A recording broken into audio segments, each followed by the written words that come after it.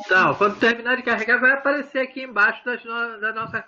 Aí, já tá entrando, ó. Ai, que nossa, beleza. Tá. Nós vamos ser as freiras? Pode ser. Fica à Tá. vontade. Meninas, entra aí.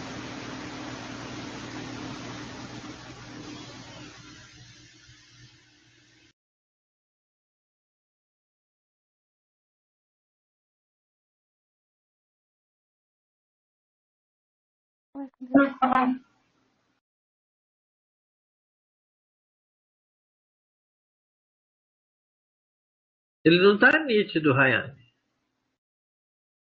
Por quê, professor? O arquivo não tá nítido aqui pra gente. Pra, pra mim tá. Ué, Para mim está aparecendo a pra apresentação mim tá. Mulheres Camponesas do Oeste Catarinense, Organização de Trabalho e Cuidado, e Amara Rodrigues, tá aparecendo esse. É isso mesmo. Não tá certo, não? Engraçado que aqui, pra mim, é como se ele não tivesse carregado direito. Tá É. nítido aqui também. Tá Aqui tá nítido pra nítido vocês? também. Aqui Então, tá nítido também. Sim, sim, aqui também então está bom. começa. Então, Rayane, pode começar a apresentação, que eu acompanho vocês no meu Tá. e-mail. Eu vou Tá esperar a bom? Barbosa. Cadê a Barbosa? Quem? Tá faltando?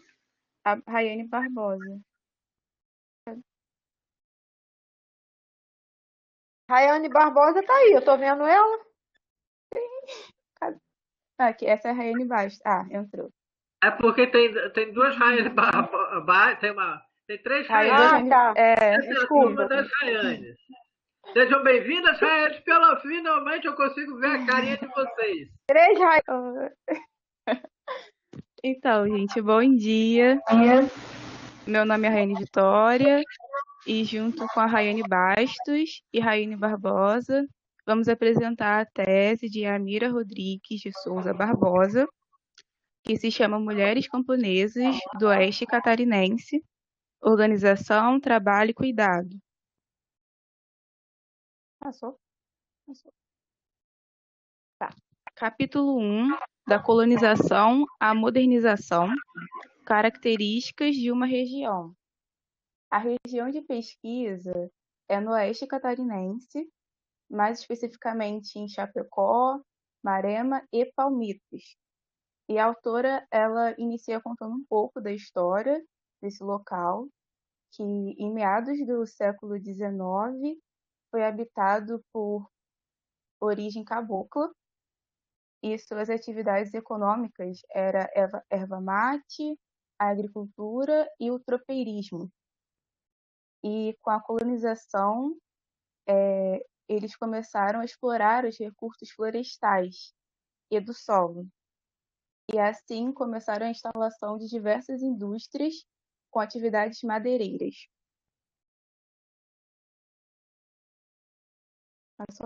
Ela também fala um pouco sobre o MMA, que é o Movimento de Mulheres Agricultoras, que tinha o objetivo de garantir os direitos sociais, como a aposentadoria e o salário maternidade.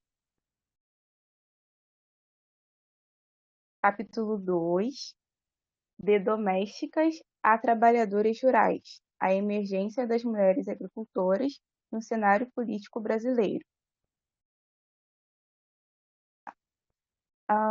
Em 1983, teve uma reunião em Chapecó, onde tinha o objetivo de levantar temas como a discriminação e a dependência da mulher em relação ao homem. E com isso, elas começaram a perceber que existia uma desigualdade escancarada e que elas precisavam ter autonomia.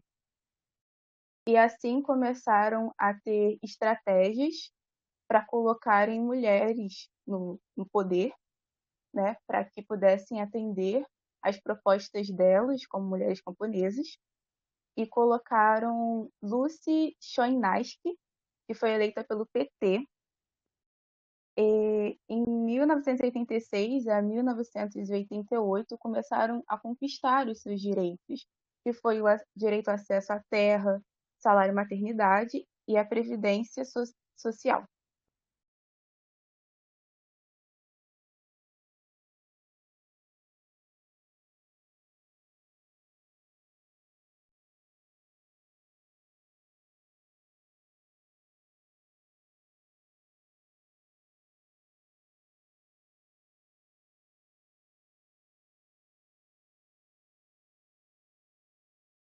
Eu não estou ouvindo daqui, não. Não sei se Aí vocês- embaixo.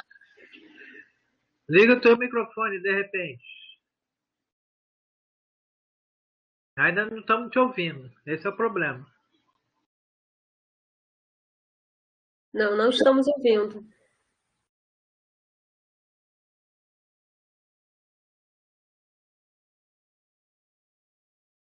Vê se está colocado no lugar certo, porque no outro dia eu coloquei no lugar errado. Não tá ainda, não. Verdade. O microfone é geralmente na entrada rosa, no fundo do computador.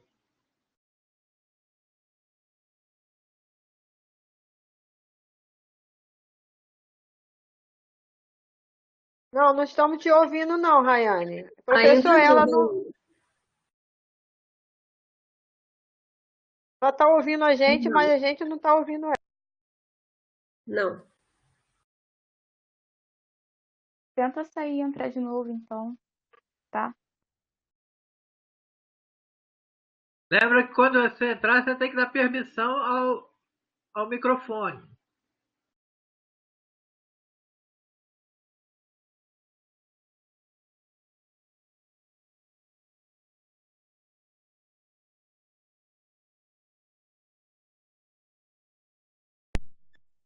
Tá lindo o slide delas, amei. Obrigada. Verdade mesmo.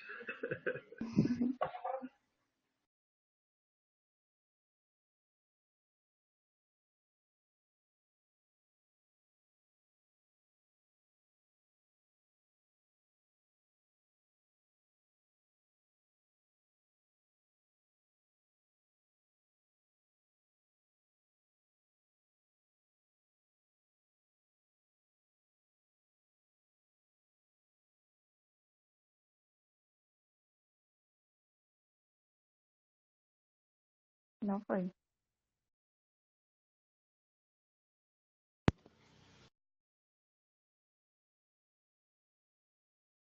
Rayane, o botãozinho do fone tá ligado? Que ele tem um botãozinho, tá?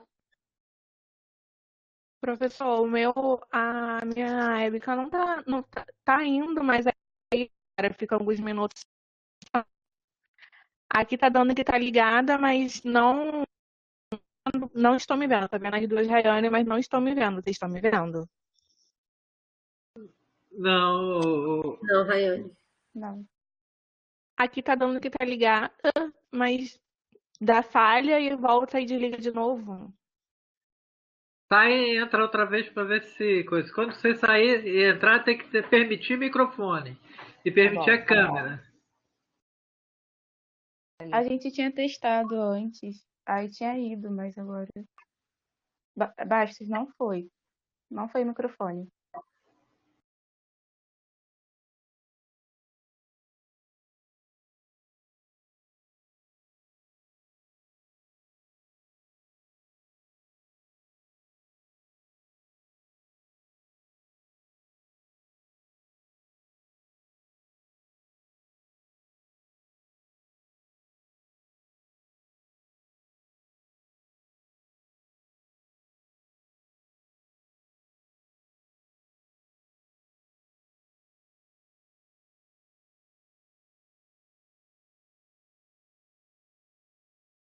Estão me ouvindo? Sim. Sim, tô te ouvindo. Ai, graças a Deus, gente, agora eu tô até nervosa. Ai, Ouvindo. Se acalma, se acalma. nossa, mano. Meu Deus.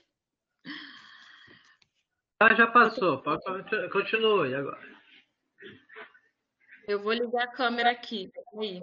Oi, tá tudo certo? Isso, estamos te vendo. E te Deus. ouvindo, que é melhor. Tá, Vai. então vamos lá. Mulheres Camponesas, capítulo 3, Construindo Identidade Política e um Projeto de Agricultura. Pode passar. Vamos falar um pouquinho sobre as lutas delas. É que depois de várias reuniões, né, com grupos de base, município, foi se criando e consolidando o movimento de mulheres do campo. Elas lutavam pela valorização de seus trabalhos, porque além delas exercerem o papel, né, em casa, né, no âmbito familiar, elas também se dedicavam para a agricultura, para o artesanato, e a principal luta delas era pelo gênero e classe, como foi falado no capítulo anterior, pelos direitos a salários, licença maternidade, um reconhecimento no campo, né, da agricultura familiar, por direito à aposentadoria. O MMC, que é o Grupo de Mulheres Camponesas, elas faziam reuniões frequentes com pautas super importantes sobre a fome, a tripla jornada de trabalho, a luta delas por serem mulheres do campo, né, com toda a violência sofrida. Elas falavam também sobre o êxodo rural e, a partir dessas reuniões, elas faziam cartilhas e folhas informativos que as fortaleciam e ajudavam no coletivo, porque nesse momento que elas tinham de reuniões era onde elas conversavam e podiam se ajudar, né, entre si. Outro ponto super importante é a mística, porque a mística traz toda uma identidade, né, para o movimento, uma identidade coletiva, que está diretamente relacionada com os movimentos sociais, os movimentos rurais, sobre a luta delas, né, no campo, sobre a permanência e o fortalecimento da identidade dessas camponesas, como contos, canções, faixas, símbolos, a relação delas com a natureza, né, que foi sempre muito forte, a relação delas com as sementes crioulas, que também é algo muito fundamental para elas. E falando em sementes, né, temos a agricultura, que a agricultura camponesa utiliza-se muito as plantas medicinais e também as plantas alimentícias. O MMC defende uma agroecologia sustentável, zelando pelo solo, pela saúde do meio ambiente, e essas camponesas, principalmente, né, de Santa Catarina, que é a que nós estamos abordando aqui, elas exercem um papel fundamental no resgate das sementes crioulas, que são aquelas sementes mantidas e selecionadas, né, por décadas por agricultores tradicionais familiares. Essas sementes, elas têm uma maior adaptabilidade, né, em relação às sementes convencionais, e elas se desenvolvem muito bem, dependente do clima, são muito resistentes. E um fato legal que eu quero trazer aqui para vocês é que geralmente essas camponesas, elas guardavam essas sementes em trouxinhas de panos ou copinhos de iogurte, e quando elas iam passar essas sementes para os seus descendentes, elas contam, né, um pouco dessa história de luta e resistência que tem por trás dessas sementes, e que não são só apenas sementes, né? Essas sementes para elas também salvam vidas. Pode passar.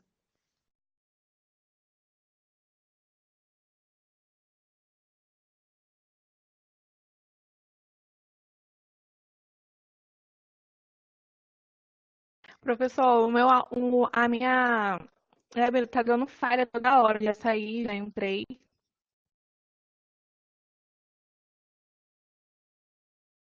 Pode só falar. Você vai Pode só passar, falar. deixa a câmera desligada para ela não dar problema para você. De repente pode cair a sua ligação, sua conexão. Então só fala, só se apresenta. Você já apareceu aqui hoje, já te gravei. Tá bom, professor, vou começar então. Vamos para o capítulo 4, né, falando sobre o feminismo camponês. O feminismo camponês, pode deixar, Raiane. O feminismo camponês, ele luta uma relação e de responsabilidade, né, entre as pessoas. É uma área para combater o machismo e também todas as formas de violência. A gente acha que é só a violência doméstica, mas não é só a violência doméstica, tem bastante por conta do trabalho que é muito pesado. Às vezes elas vão trabalhar depressivas, sobrecarregadas e muito tristes. E às vezes elas até adoecem. Pode passar, Vitória.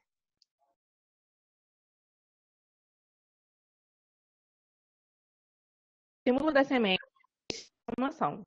Como a Raine estava falando, e também tem na parte do as camponesas, elas, como é que eu posso dizer? Elas elas têm um símbolo muito grande para elas, se identificam muito. Porque as sementes têm um grande valor para as mulheres camponesas. Elas são um símbolo de resistência, sabedoria e também de defesa da vida, como também símbolo de transformação na vida delas. Elas dependem dessa fonte gera uma fonte para elas sobreviverem.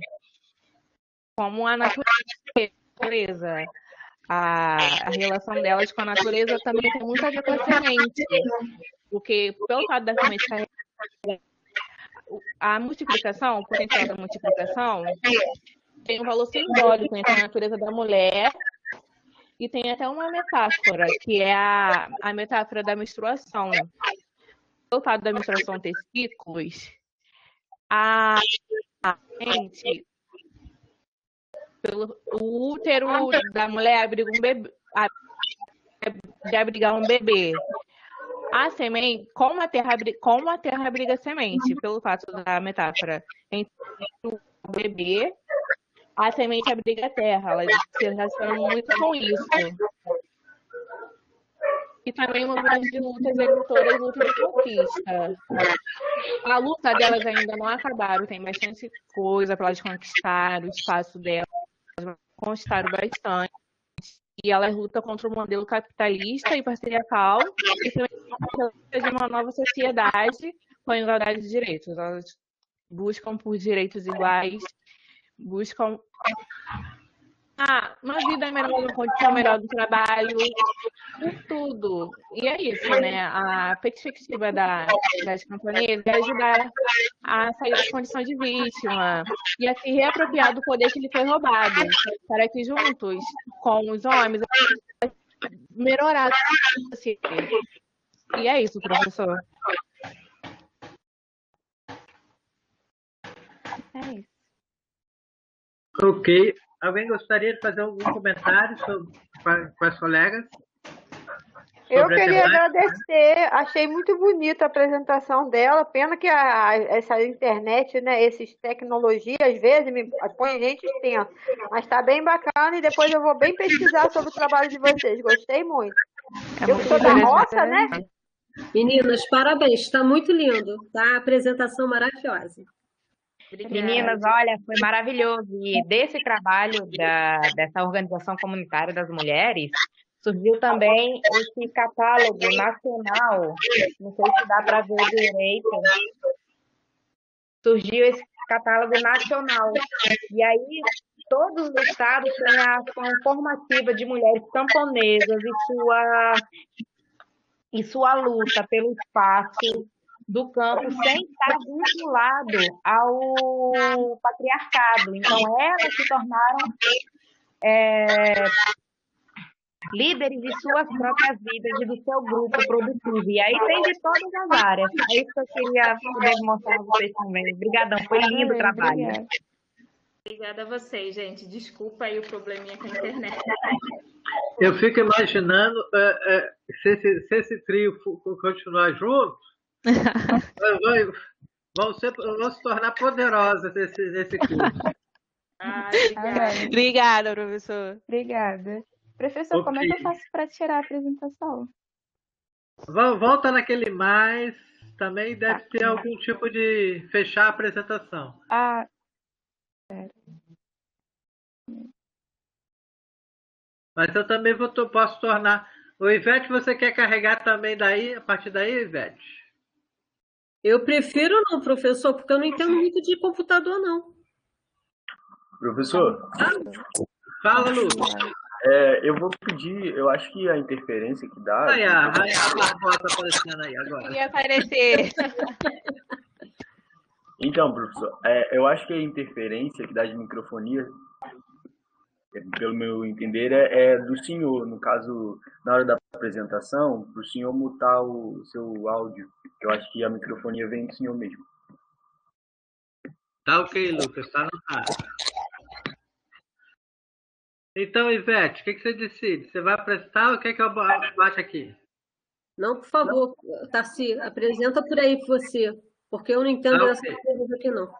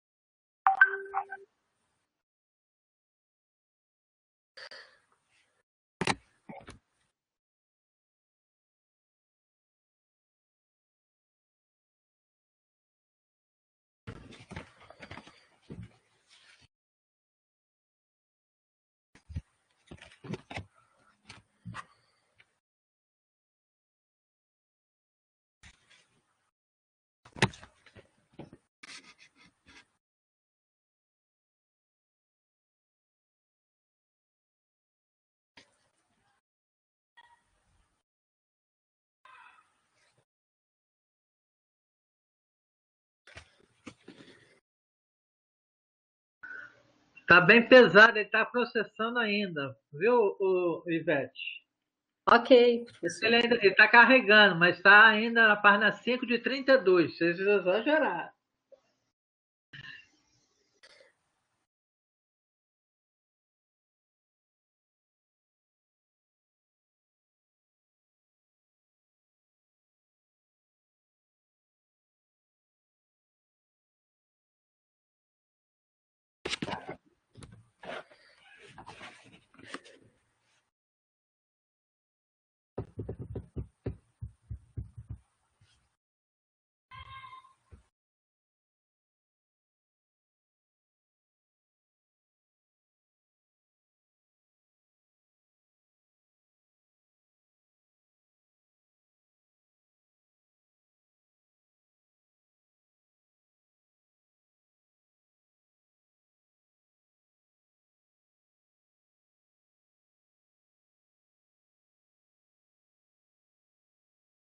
Quatorze de 32.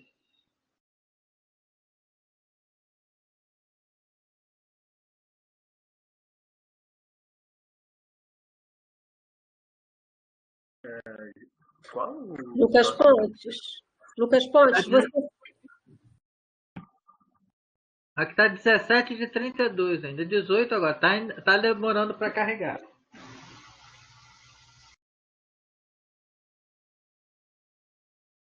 Oi?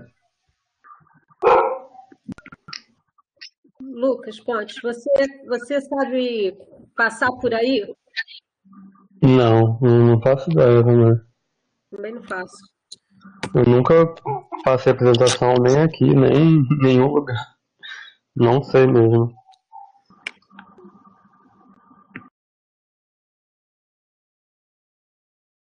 Não, é que está processando. Tá? Aguarde um pouquinho que já vai passar. Aí, quando for na hora de vocês falar, passa, professor, passa.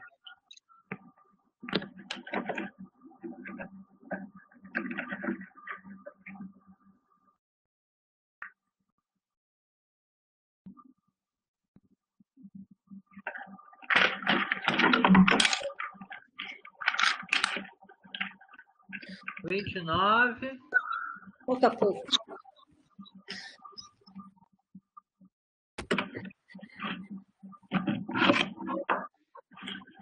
Trinta e 31. Dou-lhe uma, dou-lhe duas, 32.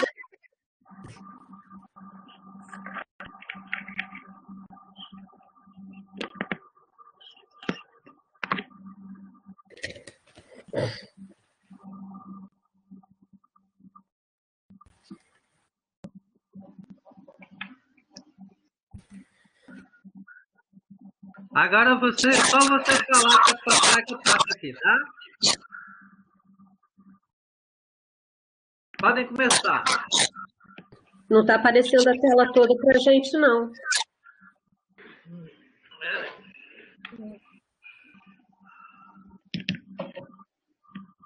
Ivete, eu acho que você pode alternar e você pode preencher a tela com a apresentação. Eu subi aqui a imagem e não consegui.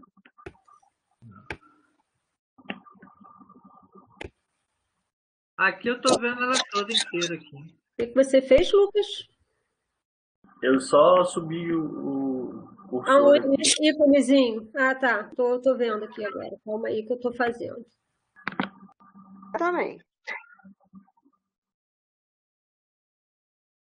Vocês estão vendo? Peraí, Sim, professor. Estou começando a ver, professor. Estou conseguindo abrir aqui mais. E agora? Eu estou subindo aqui o meu através de um íconezinho aqui que aparece.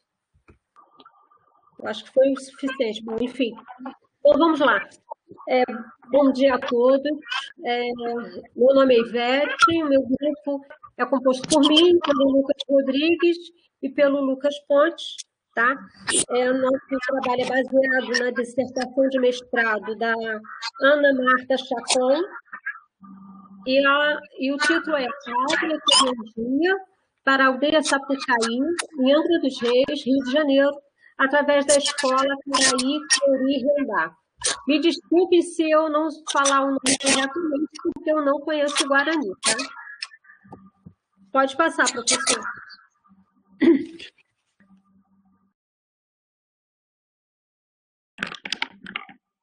Então, a autora fala que a sobrevivência das etnias indígenas está cada vez mais ameaçada, né, por conta, tanto nos aspectos culturais quanto de território, ameaçado por povos não indígenas. Esses povos não indígenas, eles exploram com atividades de agropecuária, extrativista e do turismo. Ela também nos fala que é necessário preservar os saberes tradicionais, né, e o uso desses recursos naturais milenares. Outro ponto que ela diz que necessita de uma educação diferenciada, que valorize as suas formas de linguagem e os seus costumes. O que seria essa educação diferenciada? Porque ela propõe, preferencialmente, os indígenas, da história, saberes desses. E ela fala também um instrumento para propor as práticas de formação cultural. Pode passar, professor. O objetivo principal, compreender a prática do ensino da escola e suas possíveis com a agroecologia, a educação indígena, comprometida com os problemas socioambientais da aldeia Sapucaí em Angra dos Reis. Pode passar, professor.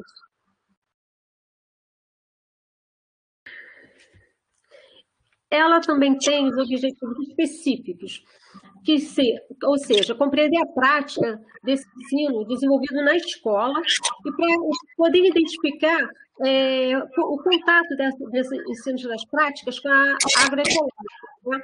E que possa contribuir para a redução da vulnerabilidade ambiental que é presente nesses territórios. E um objetivo empírico, né?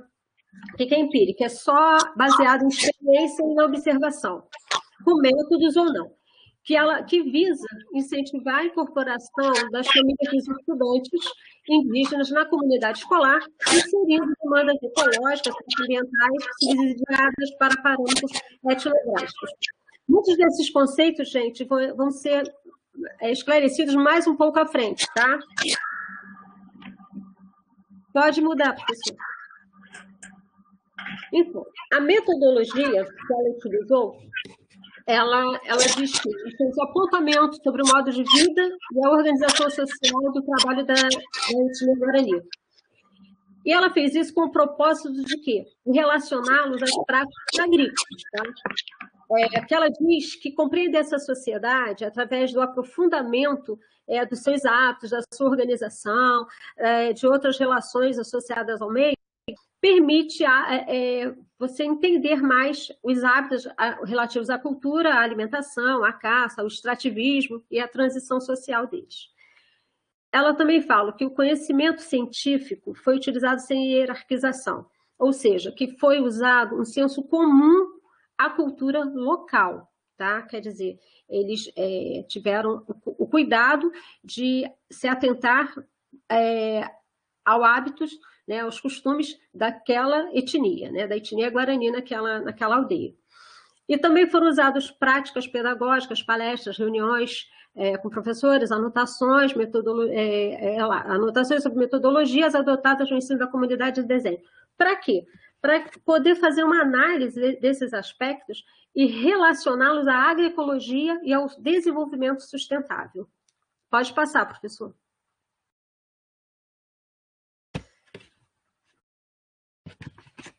Então, etnografia. Essa aí é uma metodologia que ela usou, tá? E ela pontua um aspecto histórico sobre a etnografia.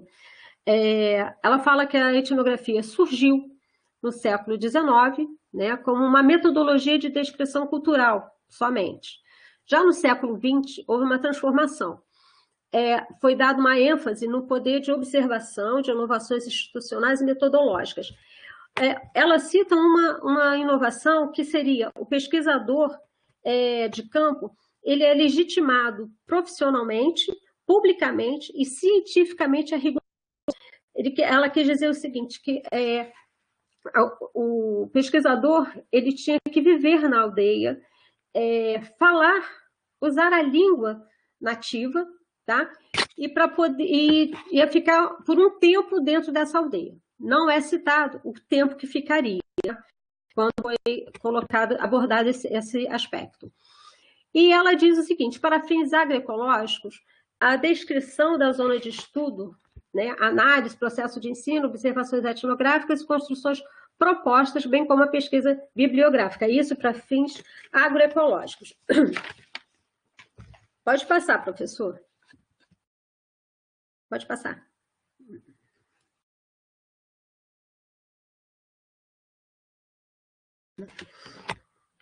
E para fins etno-agroecológicos da comunidade, ela empregou a exposição oral e escrita de forma a elucidar os hábitos e as tradições, e já que essas construções dependem diretamente do contexto e demandas reais da comunidade. Quer dizer, eles fizeram uma observação, pontuaram bastante esses aspectos de acordo com a necessidade da própria aldeia. Isso será um pouco mais falado mais à frente, tá? Pode passar, professor.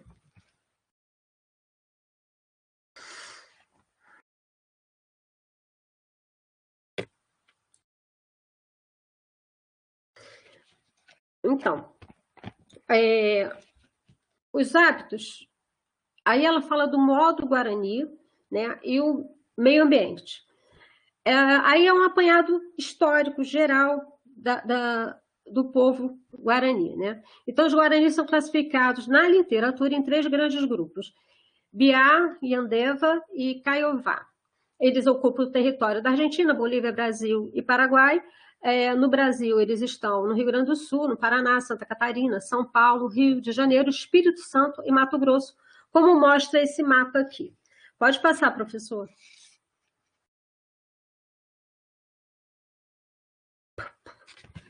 Esse outro mapa está pontuando os locais mais visivelmente, né, das aldeias guaranis. Pode passar, professor.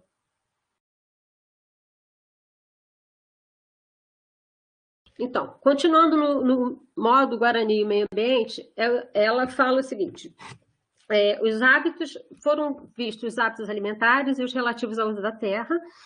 A horticultura era uma técnica muito simples, que ela derrubava e queimava uma área para que eles pudessem fazer o cultivo deles também. Eles também tinham esse hábito, né, essa cultura. E essa derrubada queimada era chamada de coivara. E eles cultivavam e ainda cultivam a mandioca, o milho, batata doce, feijão, abóbora, fumo e etc., né? E também ainda caçam e pescam. Pode passar, professor. Na sua organização social, a aldeia é composta de várias casas coletivas, tá? O sistema de crença é o animismo. Animismo é o seguinte: as entidades espirituais, eu vou até ler isso porque eu jamais ia gravar isso. Entidades espirituais animam e permitem a manifestação de todo tipo de coisas, desde os homens, animais, plantas, rios e até palavras, tá? E assim até hoje. É uma sociedade igualitária, quer dizer, ela não identifica em classes sociais e não há distinção de poder de terras, tá? Mobilidade entre os grupos. No passado, eles se mobilizavam de acordo com o desgaste do solo, né? Hoje, por eles estarem reprimidos, né, em determinados territórios, a mobilização se dá muito mais por conta de parentesco, tá? Tecoa, a terra onde vivem, aldeia, plantação e floresta. Isso são os 3 espaços fundamentais na cultura guarani, tá? Hoje eles são 35 mil membros da etnia no Brasil. A agricultura, para eles, é uma expressão de sua própria cultura e de subsistência. Pode passar, professor. A escola Guarani. As crianças guaranis não são obrigadas a frequentar a escola. É estranho para a gente falar isso, né? Mas é cultural mesmo. Elas é que tomam a decisão de ir ou não para a escola. E essa decisão é respeitada, independente da idade que ela tenha. Tá? A educação escolar é dispensável para a formação do seu povo. O que ele quis dizer com isso? Ela diz que a nossa educação é dispensável para eles, que isso não importa muito para eles, entendeu? Por quê? Porque a educação indígena é pautada no saber das atividades do dia a dia. Quer dizer, as atividades escolarizadas são sem sentidos para a vida na aldeia, né? Para o Guarani, a educação indígena é pautada em grande saber intricado na atividade do dia a dia na sua comunidade, entendeu? Então, isso é o mais importante para eles, é a educação do dia a dia. Pode passar, professor. Aí tem algumas gravuras já de um professor. Bom, e a educação indígena, né? O primeiro contato dos povos originários com o ensino formal foi com a chegada dos jesuítas no Brasil.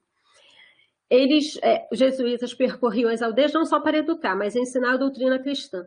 Eles vieram com o intuito de ensiná-los a ler, a escrever e a ensinar a doutrina cristã. E eles percorriam as aldeias atrás, principalmente das crianças, porque era o modo mais fácil de catequizar, né? E eles também faziam uma diferenciação. O índio que fosse batizado, ele frequentava a mesma escola dos meninos portugueses e dos meninos... meninos portugueses, dos mestiços e dos índios batizados, né? Só quem poderia frequentar o colégio eram esses. Os outros que não eram batizados, eles ensinavam, mas eram nas casas, tá? Pode passar, professor. Aqui é uma síntese dos direitos, né, em lei para os indígenas. A primeira lei que teve favorecendo alguma coisa aos indígenas foi a Serviço de Proteção aos Índios, em 1910, que era só para ensinar as primeiras letras. Depois, substituindo esse SPI, veio a FUNAI, que destinava aos indígenas transformar as redes de escola bilíngues. Na Constituição de 88, assegurava a qualidade, ela ser diferenciada e bilíngue, essa diferenciada voltada para os indígenas. E a LDB, né, a Lei de Diretrizes e Bases, que o indígena passa a ter a legislação, programas de ensino e pesquisa próprios à sua cultura. Pode passar, professor. Só uma correção, hein? O número da lei é 9.394. Eu a digitação. Tá? É só para a turma poder saber. Tá bom. Obrigada, a lei é 9394. 9394, isso aí. Eu nem, olha, os três revisaram isso, mas tudo bem. Educação indígena. Então, Algemiro Poti, ele é um professor guarani, tá? E ele fala que a educação para os povos indígenas tem que falar a nossa língua, de nossa língua e respeitar a nossa religião. E hoje eu acho que somente o professor indígena é que pode dar aula em uma escola indígena. Ele também diz que a escola tradicional priva a cultura indígena à população brasileira e aos próprios indígenas, que dificulta o diálogo intercultural. Quer dizer, ele fala que a escola comum ela não ensina realmente a tradição indígena. Então, ela priva a população brasileira de conhecer essa cultura, tanto quanto os próprios índios conhecerem a cultura do branco, entendeu? Então, ela não favorece o diálogo intercultural. Pode passar, professor. Então, etnoconhecimento, segundo a Ana Marta, Possibilita a valorização do conhecimento local e o protagonismo dos atores sociais envolvidos. E assim construir projetos políticos, pedagógicos, numa perspectiva intercultural, que atenda às exigências de uma educação escolar diferenciada e específica, bem como avaliar os projetos pedagógicos em andamento nas aldeias e os resultados práticos. Então, isso aqui, na verdade, é um resumo do que foi falado sobre etnografia e sobre a escola indígena, né? Pode passar, professor. Deixa eu só fazer um apuro aqui também. Pode falar. Afinal de contas, a citação não é o primeiro e o segundo nome, não. É sempre o sobrenome final. Acho que, se eu não me engano, ela é Ferreira. Ferreira O último sobrenome dela é Ana Marta Chacon Ferreira. Entendeu? Entendi. E fecha o parênteses também. Tá? Professor, tá. Isso é importante, que vocês vão fazer monografia e já sabe como é que fazer a citação. Ok? Ok. Então, a Ana Marta fala que a agroecologia pode ser vista como práticas agrícolas florestal ambientais realizadas de forma sustentável, nas quais se evita o desperdício de uma forma geral e a qual incentiva a otimização dos recursos naturais e o uso ecologicamente correto do espaço.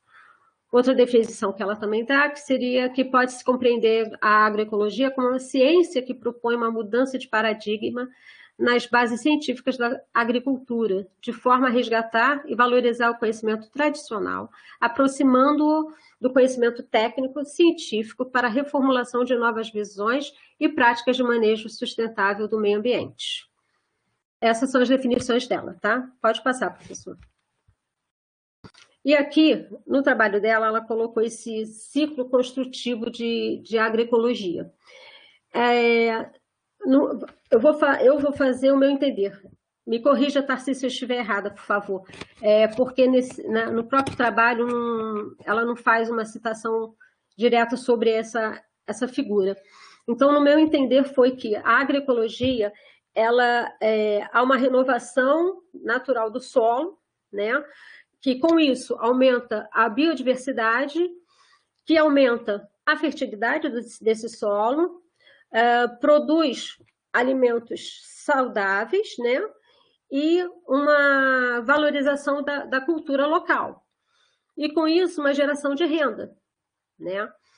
Que também ajuda a um fortalecimento da própria juventude rural e com a participação das mulheres, né, na produção, levando a uma igualdade de gênero e, assim, melhorando, fornecendo alimentos saudáveis. É que eu não estou conseguindo ler direito aqui as coisas, tá?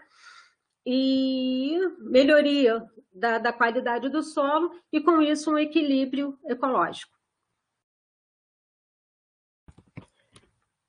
Vai lá, Lucas, agora é contigo. Bom, gente, então eu vou recapitular alguns pontos que a Ivete trouxe para a gente e vou estar trazendo algumas outras definições aqui em relação ao artigo da Ana Marta. E eu vou começar falando sobre os sistemas agroflorestais. Pode passar, professor. Só uma correção, não é artigo, é dissertação de mestrado. Tá? Muito mais poderoso. É a dissertação dela. Show de bola. Vamos lá. São chamados sistemas agroflorestais os cultivos agrícolas consorciados com espécies florestais. Elas vêm para auxiliar na composição florestal e beneficiam o agroextrativismo de forma sustentável. São sistemas análogos às florestas nativas, nas quais se busca a composição florestal semelhantes às composições naturais, o que não obstante permite os manejos agroflorestais e compõem-se também de consorciações com espécies anuais, alimentação, adubos e outros fins. Os sistemas agroflorestais podem ser projetados conforme a necessidade local, de forma análoga ao ecossistema da região, e organizados também de forma que objetivem a manutenção do material orgânico do solo de forma proporcional ao desenvolvimento de espécies de interesses econômicos e ambientais. Diversidade é um aspecto fundamental dos sistemas agroflorestais, variando diversidade de plantas e visando replicar, em termos de estrutura e arquitetura, os ecossistemas naturais. Essa diversidade se manifesta também na funcionalidade, como, por exemplo, nos aspectos produtivos, alimentos e diversos materiais provenientes das plantas. Eu não sei pronunciar o nome dessa pessoa que ela citou, eu acho que é Heiner, se eu não me engano. Ele afirma que a utilização dos sacos tem sido, nas últimas décadas, bastante difundida como alternativa para a recuperação de áreas degradadas. A combinação de espécies arbóreas com culturas agrícolas e a criação de animais propiciam a melhoria nas propriedades físico-químicas dos solos degradados, bem como na atividade de micro-organismos, considerando a possibilidade de um grande número de fontes de matéria orgânica. Pode passar.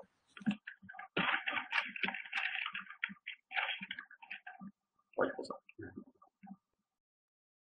Aí a gente tem uma imagem que apresenta basicamente esse sistema, né, que é um consórcio de espécies arbóreas e a consorciação com o plantio, né? Pode passar.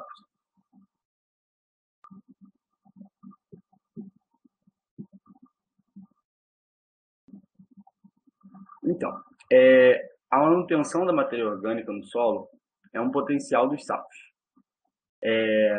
Eles proporcionam a manutenção da fertilidade e da produtividade do solo.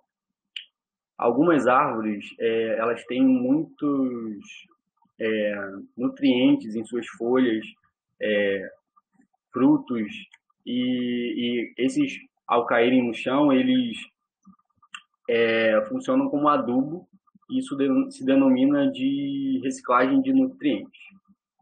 E aí nós temos esse parêntese aí que diz que o aumento da diversidade vegetal contribui para uma maior diversidade microbiológica e da fauna do solo, que atuam como agentes de controle biológicos e condicionadores do solo. Jung, 1994. Pode passar.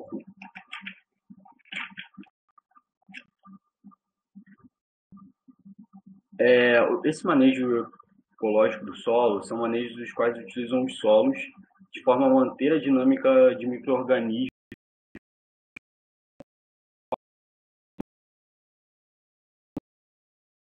A estrutura física do solo, como a sua biologia, são constantemente preservadas através de manejos ecológicos. Esses manejos procuram trabalhar a adição de material orgânico via cobertura morta.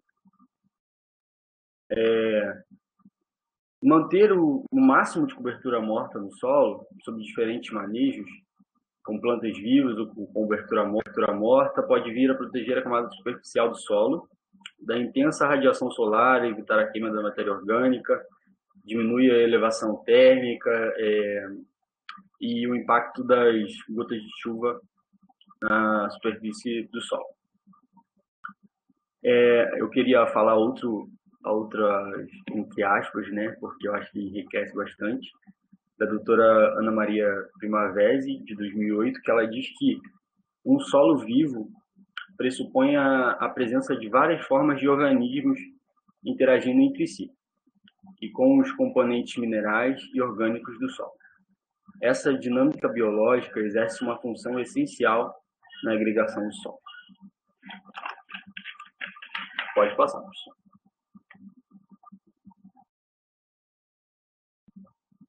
Bom, falando agora sobre agroecologia, já citado pela Ivete anteriormente, agora a Ana Marta ela procura definir a etnoagroecologia como agroecologia contextualizada por construções da comunidade e evidencia a qual provavelmente esta que vem a associar práticas ecológicas para lidar com demandas ambientais de exploração agrícola e florestal apropriadas pela comunidade. Os conhecimentos indígenas, conforme a contextualização do meio sobre os seus hábitos, conforme os reflexos dos seus hábitos sobre o meio, caracterizam os princípios ecológicos que dada sociedade tem, expressos ou não por sua cultura através do seu cotidiano. Então, significa construções ecológicas sem serem hierarquizadas, do ponto de vista da própria comunidade. E elas podem ser mensuradas a partir da sua utilidade sobre a sociedade, de forma que venham a atender às necessidades humanas íntricas ao meio ambiente. Nas comunidades indígenas, traz-se a peculiaridade da relação agroecologia versus sociedade, pertencente aos traços culturais destas, como aos mitos, tradições e hábitos. Então, a etnoagroecologia ela propõe mudanças no campo social e ambiental. E ela pode passar a exigir uma nova maneira de relacionamento com a natureza e com as humanidades, que vem a redefinir o comportamento social para que este não venha a ser distanciado de determinados valores, esses valores da comunidade indígena. Pode passar.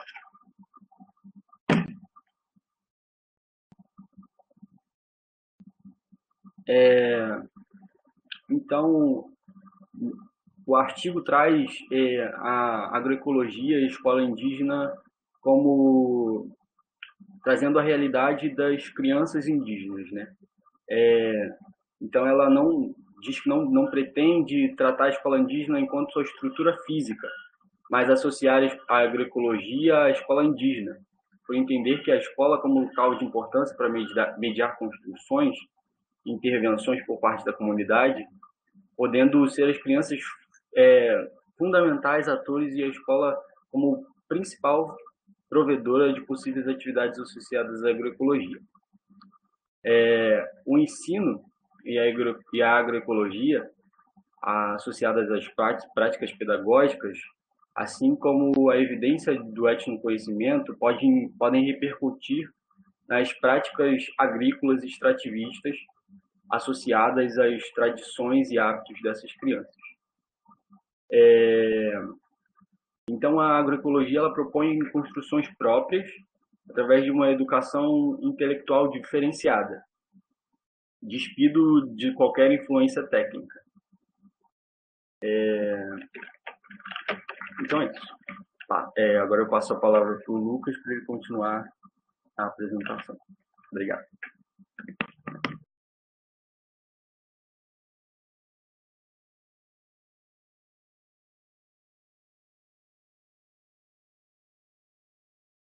Oi. Pode passar o slide. Então, a aldeia, né? Vocês estão me ouvindo bem? Sim, estamos te ouvindo. A aldeia em que foi realizado, né, esse projeto que é descrito na dissertação,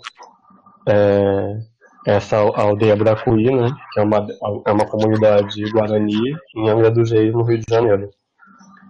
Atualmente se percebe poucas práticas agrícolas, e isso tem mais a ver com o fato de que eles vêm de uma história mais de uma cultura caçadora-coletora do que de uma de plantio, nessa comunidade específica da Bracuí. Os Mbiá, né, que são os Guarani que vivem nessa comunidade, eles são um exemplo de preservação da sua cultura, e língua, identidade, mesmo tendo toda uma pressão da sociedade nacional para que isso seja abandonado.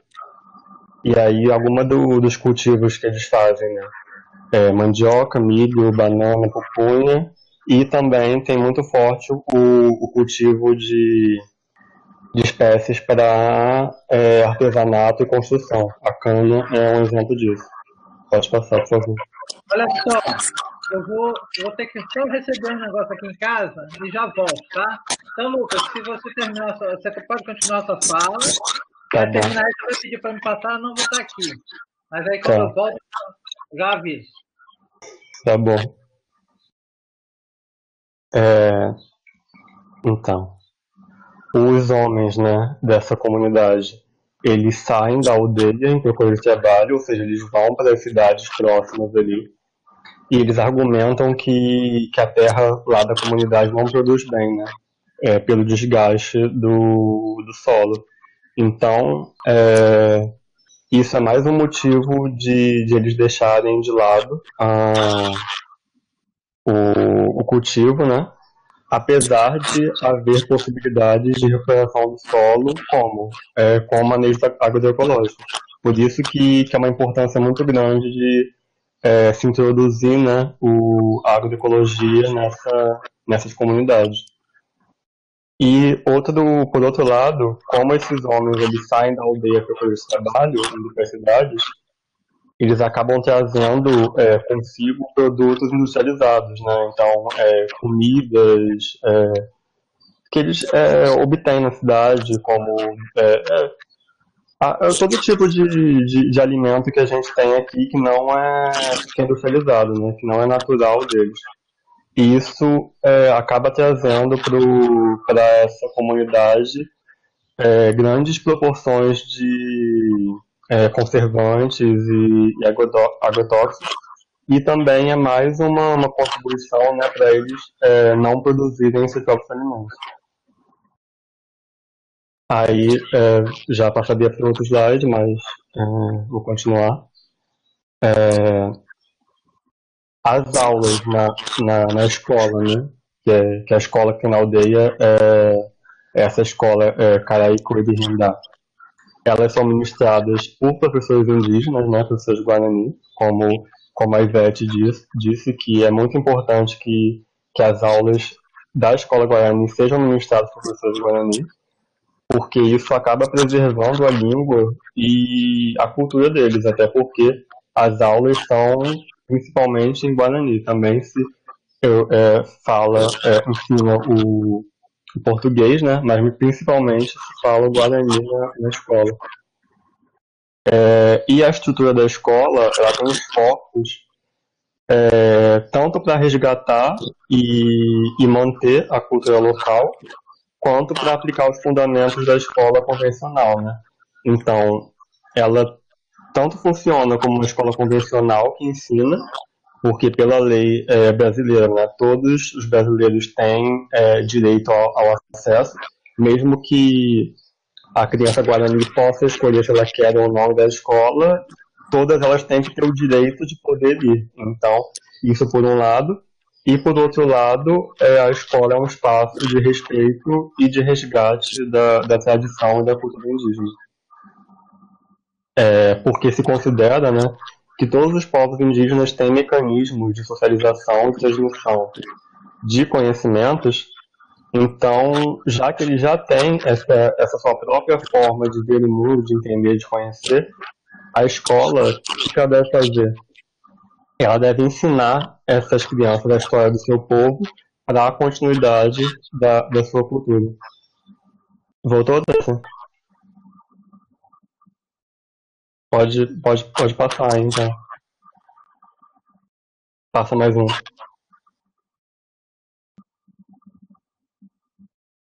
Aí. Então, foram realizados, né, nesse trabalho registro de campo, como fotos, desenhos e outros artefatos, né? E esses artefatos, eles evidenciam, né, as ações desenvolvidas pelos alunos e pelos professores, que servem, né, de instrumento para articulação com a agroecologia. Esse aqui que está no slide é um dos desenhos, né, que uma das crianças fez. E na maioria dos desenhos, o que aparece? Aparecem casas, círculos, aparecem, né, elementos da floresta, aparecem animais, árvores. Isso tudo contextualizando, né, a realidade e o cotidiano da cultura desses indígenas, dessas crianças. Pode passar.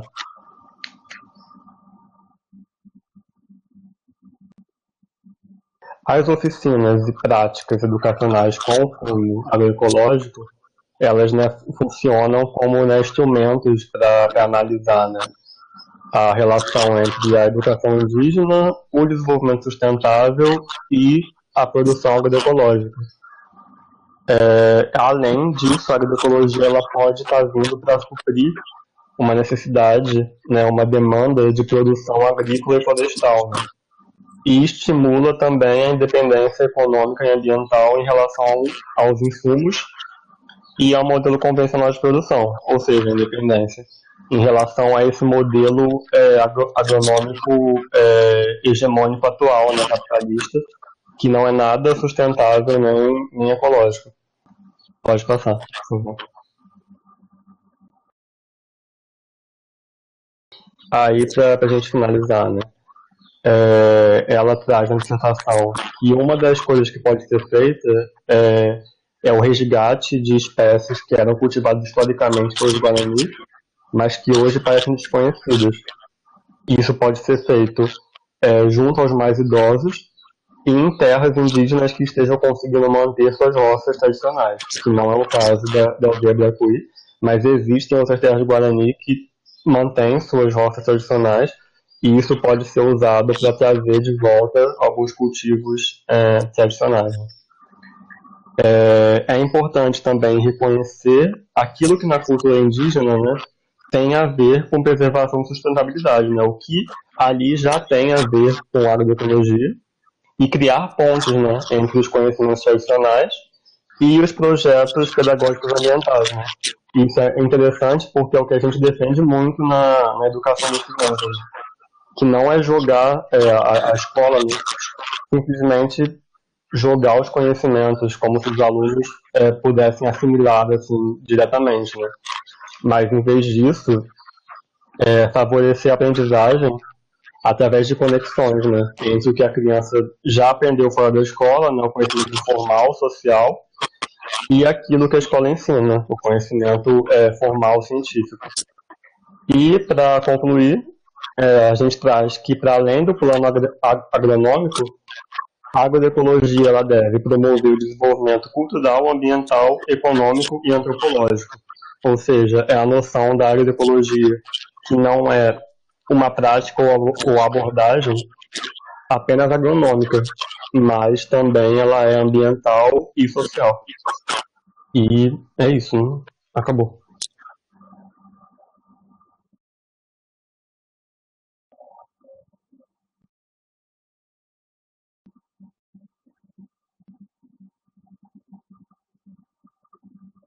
Obrigado.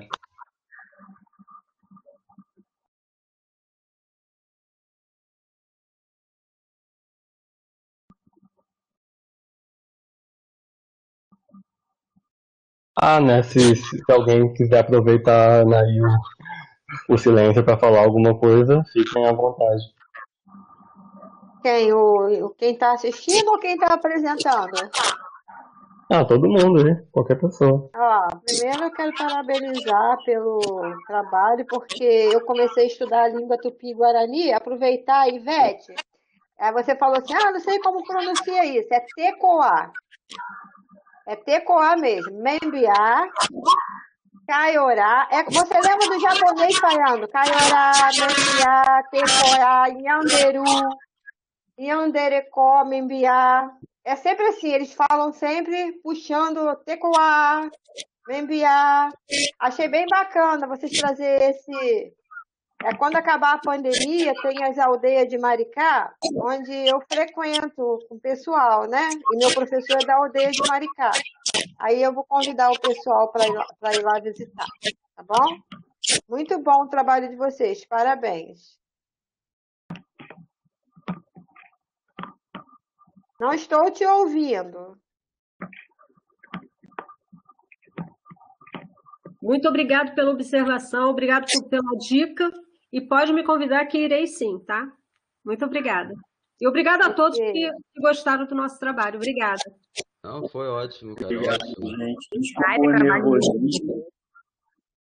Desculpa o nervosismo, mas acho que tomara que a gente tenha passado coisas pertinentes, né, que têm enriquecido o conhecimento de vocês. Eu Desculpa, vou, bastante. o Tarcísio não está aqui, mas eu vou até falar o que eu deixei de falar por conta do nervosismo. Hoje nós vemos, né, quando eu falei dos jesuítas, existe, historicamente se fala que a própria escola, a nossa escola, né, tradicional, ela destruiu, levou ao extermínio de 1000 línguas indígenas no nosso país. É triste, né? E que hoje a gente está vendo, a Igreja Católica permanece dentro de aldeias e que hoje também tem as igrejas protestantes entrando nessas aldeias, tentando a conversão ao cristianismo, né? Isso aí foi um ponto que eu nem coloquei, que eu também acho assim, uma falta de respeito muito grande. Apesar de eu ser católica, eu não acho isso certo.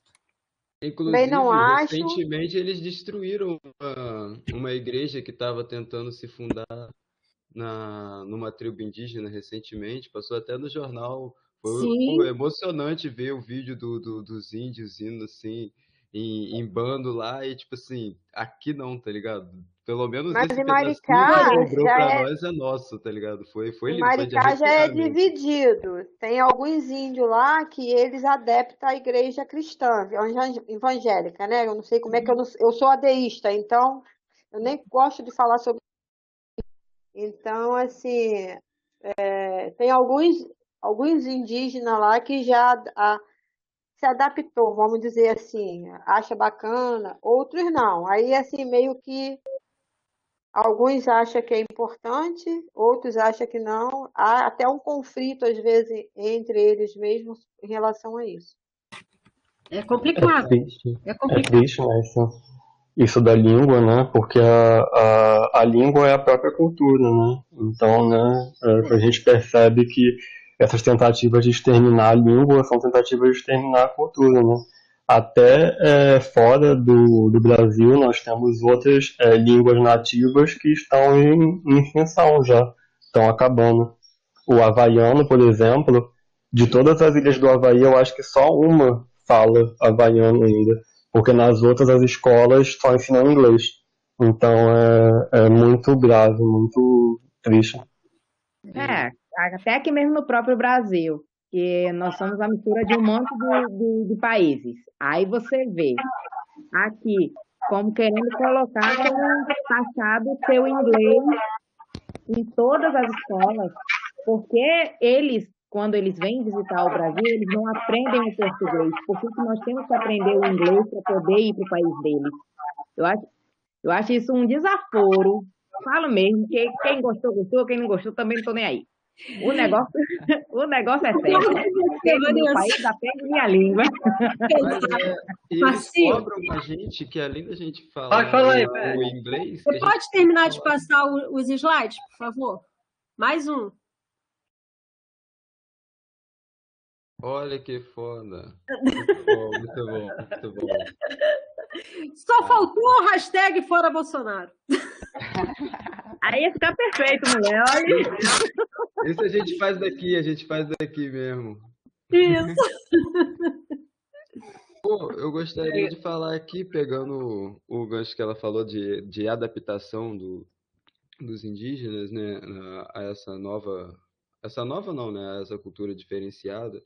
E eu li uns textos da matéria de étnico-raciais, quando eu estava em Lica, e apesar de eu não ter feito a matéria, eu acompanhei os textos, assim, e falava a respeito da introdução da cultura externa nas aldeias, e aí foi uma parada muito massa, porque, assim, começou o texto falando de que, tipo assim, dando um aval, era um pessoal que escreveu um livro dando um aval para os indígenas poderem se adaptar e usar tecnologia, usar roupas normais, assim. A ideia era, como é que fala? Era, tipo assim, permitir, tá ligado? Que os indígenas, era tipo assim, pô, o indígena não é só aquele indígena que tá no livrinho lá de geografia, com aquela caracterização toda, né? Hoje em dia tem aí,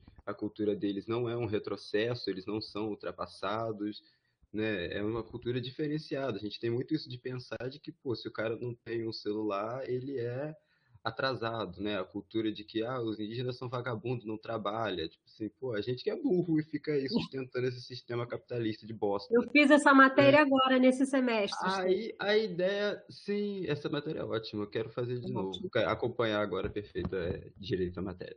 Só que aí o mais legal foi que era um indígena falando disso, e um cara, ele até passou na propaganda da Globo, ele é um cara muito, muito massa, só que eu nunca lembro o nome dele. Mas é um ativista, um indígena ativista, pô, o cara é sensacional, ótimo para se estudar. E ele falou assim, eu achei ótimo o livro, eu adorei o livro, só que não é para nossa aldeia que eles têm que mandar isso. A gente já sabe, nós que somos índios, nós já sabemos disso. Nós não precisamos do aval de vocês para dizer o que a gente é, o que a gente vai deixar de ser. Tem que mandar isso para a escola dos brancos, para eles entenderem que a gente não é esse povo atrasado que eles pensam, que a gente tem a nossa cultura. E se a gente quiser usar celular, tablet, internet, é um direito nosso. E se a gente não quiser também, a gente não é menos por isso. Então, o texto teve esse plot twist que veio assim, você lendo o texto, você tipo, pô, maneiro, pá. Mas aí depois você ouvir a crítica de um indígena para um livro que seria destinado aos indígenas, foi maravilhoso de ler aquilo e de Foi o estudar. Krenak, Stan? Assim, oi? Krenak, Ailton Krenak. É um Sim, líder eu acho indígena. O Krenak tem sido bastante Eu acho que falado atualmente. Eu acho que foi esse mesmo. E aí, assim, tudo isso, sabe? Ele reivindicou, né, nisso a cultura deles, de que eles não perdem a cultura, né? A cultura, ela avança, ela acompanha, faz parte do desenvolvimento, mas você não perde. Eles, né, no caso, não perdem por causa disso, por estarem se adaptando de certa forma. E outro ponto muito bacana do texto era que nas escolas indígenas, como foi dito aí no trabalho, mas nas escolas indígenas que foram enviadas esses livros, não tinha nenhum professor indígena, porque os indígenas não tinham a educação institucional, né? Eles não iam para um lugarzinho chamado escola para estudar. Só que os caras são cientistas, eles sabem quando vai chover, eles sabem a hora de plantar, a hora de colher, quando caçar, o que fazer. Eles São os saberes deles milenários, né? Muito mais do que qualquer acadêmico vai ter durante todo o processo da vida. E Por eles isso que a Ana Marta falou que o conhecimento científico sem hierarquização, porque muitas vezes os cientistas, biólogos todos, chegam lá como assim, somos detentores do conhecimento, porque nós frequentamos uma faculdade, uma universidade, fizemos um doutorado, nós sabemos, não sabemos nada. Eles sabem muito mais do que nós.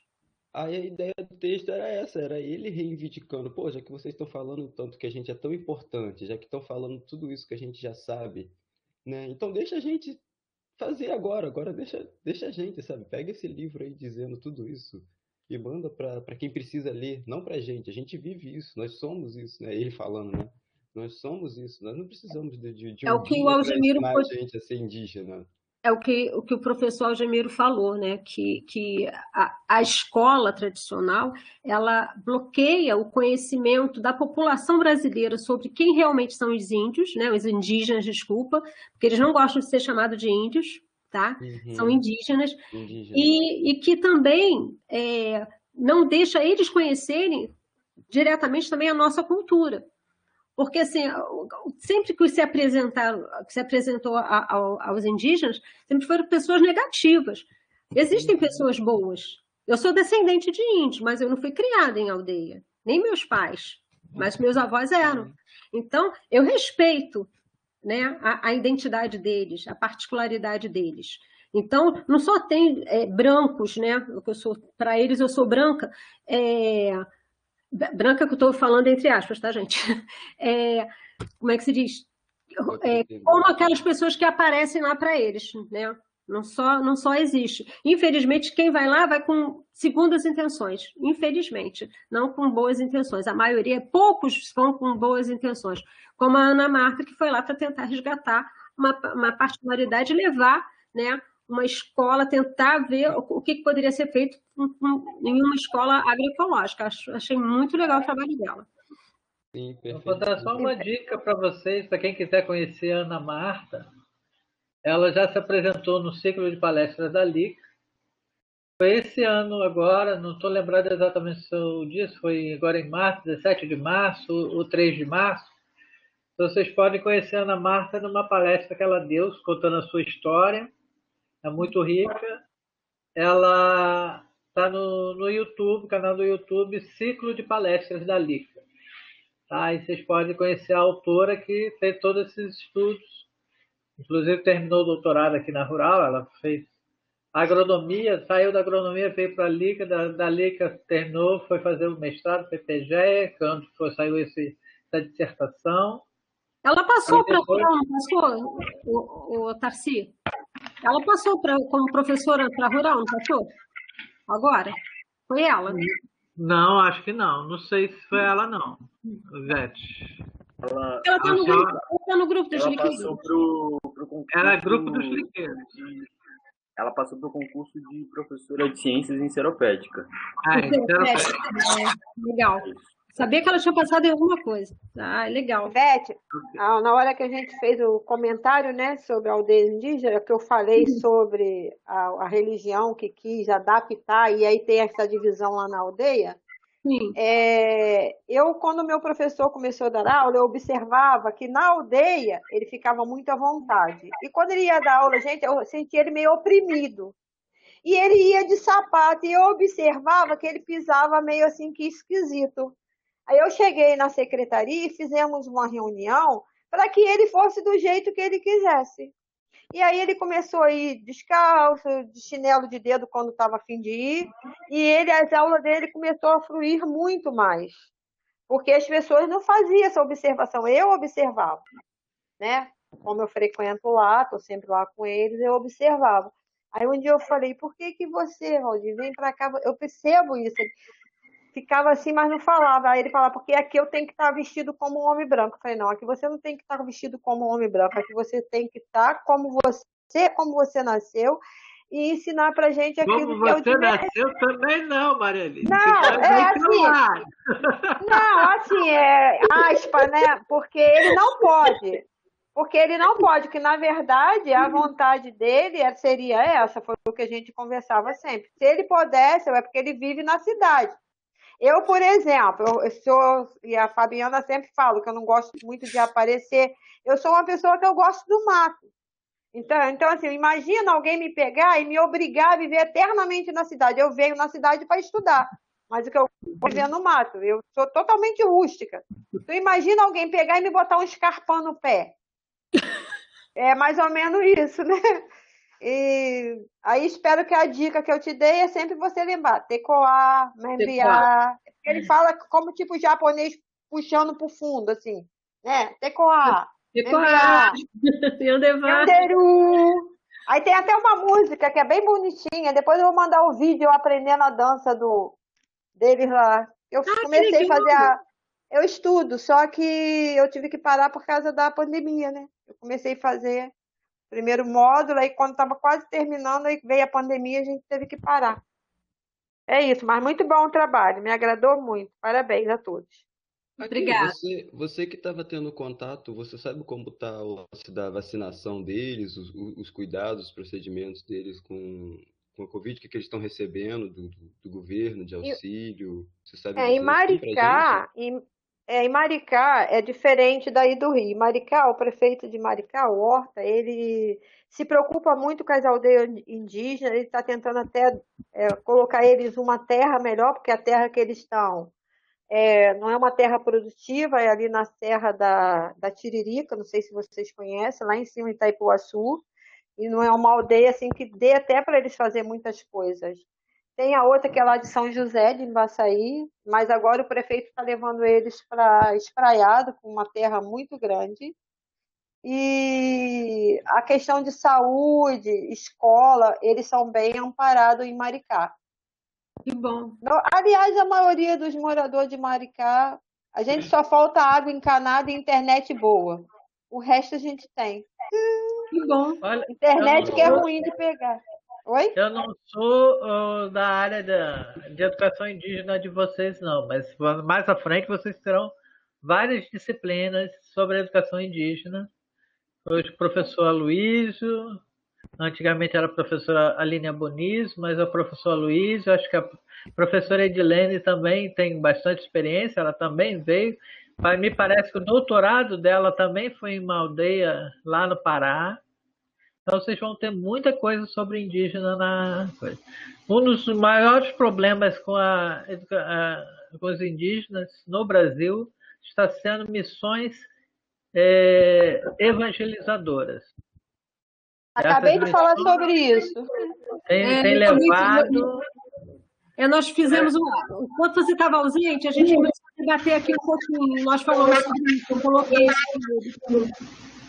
Maravilhoso, maravilhoso. Não é preconceito contra os evangélicos, mas é que há uma mistura e muito problemático essa situação no Brasil hoje. E não é só evangélicos, não. Temos que também falar dos missionários católicos que estão vindo, americanos que estão vindo para as aldeias também para evangelizar. E vocês no começo falaram dos jesuítas. Sim. Os jesuítas foram, pelo uma perspectiva histórica, os primeiros educadores em solos hoje brasileiros. Mas foram os primeiros educadores que vieram para as terras brasileiras, terras da colônia brasileira portuguesa, para educar os filhos dos grandes latifundiários ou dos nobres que estavam fazendo as capitanias hereditárias. Né? Então, os mormons, professor, costumam muito querer ir lá para a aldeia. Eu estava até explicando para os meninos e para a senhora aí, que lá na aldeia mesmo tem alguns índios que já se adaptaram, ou não sei como, ao cristianismo e o evangélico, né? No caso, o católico e tem os mormons que está toda hora lá, querendo catequizar lá, evangelizar, enfim. E alguns indígenas lá, eles já são a favor do evangelho. Aí fica até meio que complicado, porque entre eles acaba até tendo uma divergência, que uns acham importante, outros acham que não. Uns acreditam, outros não acreditam, uns querem, outros não. Isso acaba criando até, inclusive, um conflito entre eles. Eu sou deísta, eu não tenho religião. E eu fico no meio, assim, quando eu vou para lá, eu fico no meio, tipo, que meio chateada, com isso que eu sou neta de Índia. Então, para mim, isso me chateia um pouco. Não, mas o grande problema que eu estava fazendo o recorte com os jesuítas é que os jesuítas vieram para educar os filhos da corte, das elites, mas também no seu processo de catequização era um processo de pacificação dos índios para que eles pudessem colaborar com o europeu, o colonizador europeu, e ao mesmo tempo, e muitos sofreram isso, uma vez pacificados, eles foram escravizados. Então, quando falarmos de catequização, não pense que é uma coisa boa, não. Isso tem um peso histórico extremamente grave, colaborou com a escravização do indígena no Brasil e com o extermínio e o genocídio indígena no Brasil. Então, isso, hoje em dia, também com a Covid, aí o Stan fala da Covid, também ele continua levando esses missionários, a própria Covid e outras doenças para essas aldeias, que tem complicado a vida dos indígenas, ok? Dessas populações. Mas isso vocês vão aprofundar mais à frente, hoje a gente não precisa aprofundar. Foi maravilhoso o trabalho de vocês, a escolha do grupo foi perfeita, conseguiram trazer com substância o conteúdo, né? E nos levou a esse debate. Essa turma está de parabéns. Me parece que vai ser uma turma bastante forte na LEC daqui para frente. Me parece. Já teve uma turma muito boa que eu apelidei de a melhor turma da LEC, mas essa já está formada, já se formou. Quem sabe vocês vão assumir o posto e ficar com o emblema. Eu tô sozinha. Calma, fala, Ivete. Tarci, eu só quero fazer uma colocação. O Lucas Pontes, ele é da psicologia. Eu achei isso muito legal. Muito bom. E eu vou te falar, ele adora ciências agrícolas. E ele falou que pensava muito como poderia juntar a psicologia com as ciências agrícolas. Ele falou que muito A trabalho. gente tem os fujões do curso, né? Vou apontar aqui para minha lateral, né? Mas eu falei para ele que isso seria uma coisa muito bacana você tentar integrar na psicologia uma ciência agrícola. Eu não sei como seria isso, mas eu achei muito bacana dele porque ele gosta do nosso tema. Achei muito legal. Isso, muito bom. Tá, essa sergipana aqui que já virou seropedicana. Nunca será. Vou dizer para ele assim, ó, vem para lá que você também vem.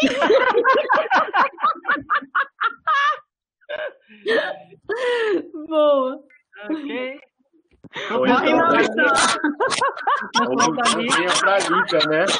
Nós vamos ter o curso sequencial, que está para ser aprovado, já passou em quase todas as instâncias, vai ser implantado a partir do ano que vem, mas é para reingresso, é uma nova modalidade do curso de LICA, que vai ser em alternância, só com as disciplinas dos povos tradicionais, africanos, indígenas e a pedagogia da alternância vocês já vão ter agora na nova matriz, né?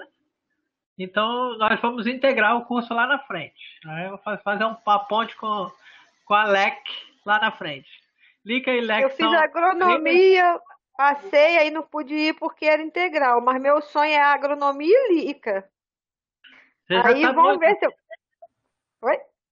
Só por ser minha aluna, você já vai estar muito bem, Maria Lídia. Eu sei, eu fui professora da Magali lá no Barão de Mauá. Ela falava muito do senhor lá. Se não tiver aula de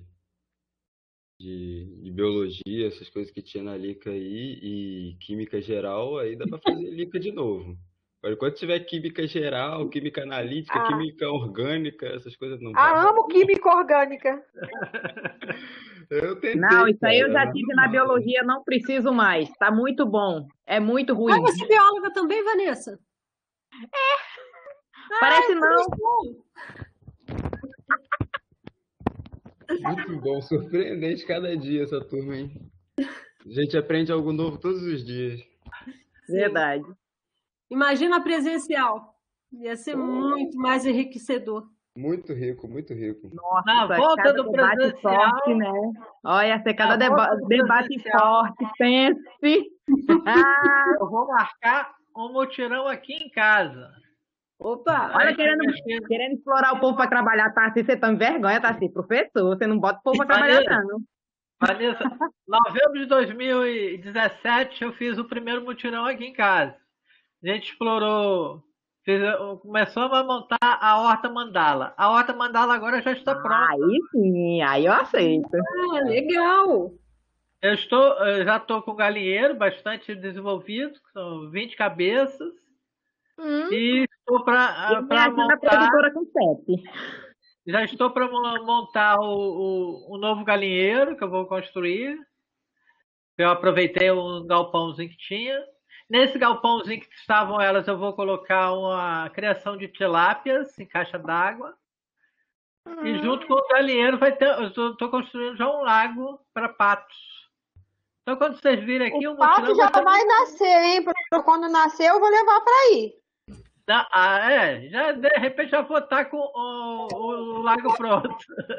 Não tem como fazer o lago no chão, não? Pode não criar igual a Clarice cria a tilápia dela no chão, né? Não, eu quero criar a tilápia na caixa d'água, porque fica mais fácil para pescar. Aqui é na caixa d'água, aqui em Niterói, em Maricá é no chão. No chão vai ser o lago dos patos. Aí lá eu vou botar uma carpinha para brincar, né? Aí eu vi vantagem, prof. Só chamar. Ok? Dá para pescar na redinha.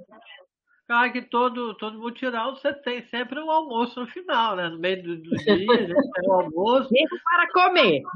Não digo que vai ter um churrasco, porque a carne tá muito cara. Se ficar assim... galinha caipira, pô. Bora, galinha caipira, uma galinhada. Lasca pimenta e tá tudo certo. Ivete, eu não estava te corrigindo, não. Só estava falando para você que você falou que não sabia como se pronunciava, né? Ah, sim! E é só mais para, tá? Pra Não, você... não entendi, mas eu gostaria não, quero muito aprender. E vou falar, minha filha começou semana retrasada a fazer um curso de Guarani. Aí só que ela está agora no início, né? Mas eu também vou fazer, eu quero aprender também. Tá bom, então. Tá bom. Agradeço por você ter me ensinado. Quanto mais conhecimento, é melhor. Ivete, aproveita e descobre o que significa Parajara. Parajara? Tá, vou pedir para ela. Ela tem aula com indígena Guarani do Rio Grande do Sul, que as aulas estão sendo ministradas por ele. Ok, queridos, nós já estamos chegando aqui meio-dia. Eu estou adorando a conversa com vocês. Eu acho que a gente vai ter que fazer uma aula síncrona, que não vai ser uma aula, vai ser uma conversa para a gente ter um bate-papo. Né? Eu conhecer vocês, as carinhas. A Vanessa eu vou ter que marcar depois do presencial, porque a gente vai tomar uma cerveja junto, que eu sei que ela gosta de uma cerveja. Por quê? Qual o problema? Também não posso tomar cerveja, não? Pode. Quem quiser, vamos tomar cerveja junto. Olha o ciúme do copo. Vambora, gente. Cerveja é igual coração de mãe. Sempre cabe mais um copo. Isso! Olha lá! A minha canequinha faz sucesso no grupo. Eu achei que era água, cerveja. Isso é vida. Tá mudo, Stan. Você não falou, o microfone fechado. É café, pô, é café. Café. Café batizado, né? Então tá bom, querido. Vou liberar. Aqui, ó, a caneca já tá pronta pra cerveja, ó. Só esperando. É só chamar. É só chamar que a gente vai. Tem mais grupo não, tem, professor? Vou comer alguma coisinha, daqui a pouquinho começa a aula da professora também. Tá, não, hoje parece que não veio outro grupo. Depois eu converso com eles.